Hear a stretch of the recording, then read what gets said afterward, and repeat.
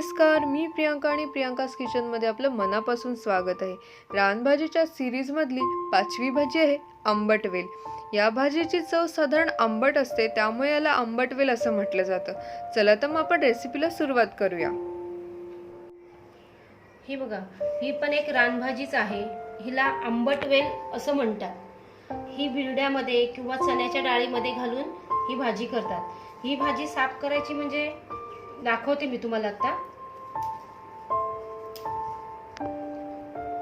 हे असं फक्त त्याच्यावरच्या पातळ साली असतात त्या काढायच्या आणि त्याचे तुकडे करायचे. हे असे तुकडे करायचे आणि ती बिरड्यामध्ये मिक्स करून करायची भाजी आहे. हे मी तुम्हाला आता वरचे कोंब कसे साफ करायचे ते दाखवले. तर त्याच्याबरोबर ही पानंही असतात. ती पानंही घ्यायची आहेत बारीक चिरून. फक्त असे स्वच्छ करून घ्यायची आणि ती स्वच्छ धुवायची 2 ते 3 वेळा आणि मग ते पण चिरून घ्यायची. भाजी मी 2 ते 3 वेळा स्वच्छ धुवून घेतले. ह्याच्यामध्ये ह्याची पानं, वेल, त्याचे पुढचे हे बारीक वेल असतात तेही घेतले आहेत. आंबट वेलची आपण आज भाजी करणार आहोत. त्यासाठी लागणारे साहित्य मी सांगते. हे आंबट वेल, हळद, तिखट, मोहरी, जिरं, लसूण, मीठ, कोकम, गूळ, बिरड, कांदा, हिंग, तेल. चला तर आपण आता आंबट वेलची भाजी करायला सुरुवात करू. मी गॅसवर फ्राय पॅन ठेवले. त्याच्यामध्ये 3 ते 4 चमचे तेल ओतून घेऊया. तेल आपलं तापलंय. मी इथे 6 ते 7 पाकळ्या लसणाच्या घेतलेत. लसूण थोडी लालसर झाली. आता आपण त्याच्यामध्ये 1 चमचा हिंग टाकूया.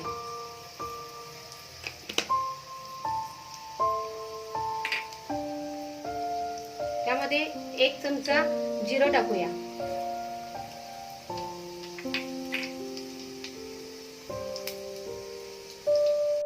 जिरं लालसर झालंय. त्यामध्ये आपण आता 1 चमचा मोहरी टाकूया.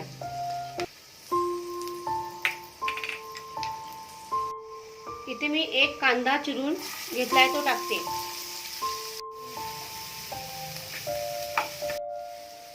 कांदा साधारण लालसर झाला की त्यामध्ये 1 चमचा हळद टाकू.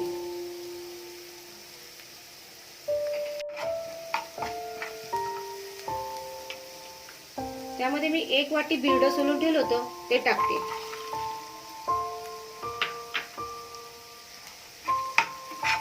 बिरडं चांगलं 2 ते 3 वेळा असं चांगलं परतून घेऊया.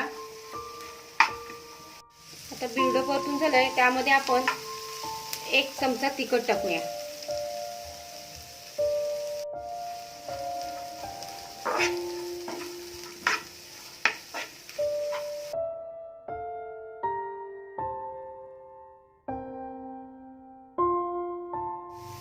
आता आपण बिरडं परतून झालंय. याच्यामध्ये आता भाजी टाकून घेऊया. ह्या भाजीचे हे वेल आहेत ते मोडूनच घ्यायचे, पण पानं जर जास्त असतील तर ती बारीक चिरून घ्यायची.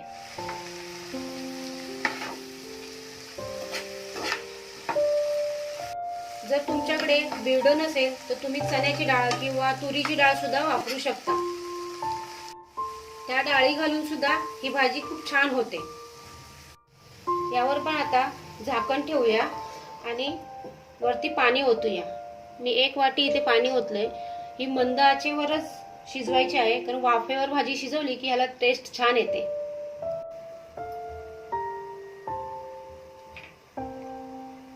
ही आता आपली भाजी 5 मिनिटं शिजवून घेतलेली आहे. हे बघा, 5 मिनिटातच ही भाजी आपली छान शिजली आहे. त्यामध्ये आपण गूळ आणि मीठ टाकून घेऊया. आता मी इथे 1 चमचा गूळ टाकून घेते. मी इथे बारीक गूळ घातलाय. तुम्ही खड्याचा गूळ घातला तरी चालेल. चवीनुसार मीठ घालायचं. साधारण हे 1 चमचाचा अंदाज आहे.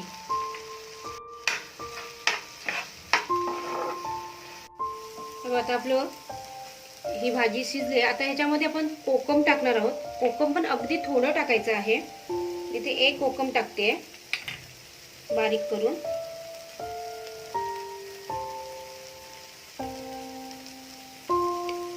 आणि थोडंसं पाणी टाकणार आहे आता.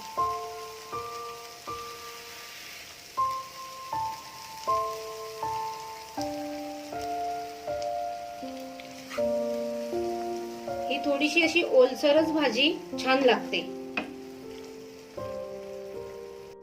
आता हे सगळं मिक्स करून घेतलंय. आता आपण याच्यावर 2 मिनिटं अजून झाकण ठेवून परत शिजवून घेऊया. तर आपण याचं झाकण काढून बघूया. ही बघा, ही आपली छान भाजी झाली. ह्याची टेस्ट साधारण आळूसारखी असते. ही आपण पातळही करू शकतो आणि घट्टही करू शकतो. या भाजीचे औषधी महत्त्व सांगायचे झाले तर ज्या लोकांना ॲसिडिटीचा त्रास आहे त्या लोकांनी या भाजीचा आहारात समावेश नक्की करावा. तर मग कशी वाटली आजची रेसिपी? तुम्ही सुद्धा नक्की ट्राय करा आणि तुमच्या कमेंट्स मला शेअर करा. आणि माझ्या चॅनलला लाईक, शेअर आणि सबस्क्राईब करायला विसरू नका. आणि बेल आयकॉनला सुद्धा क्लिक करा.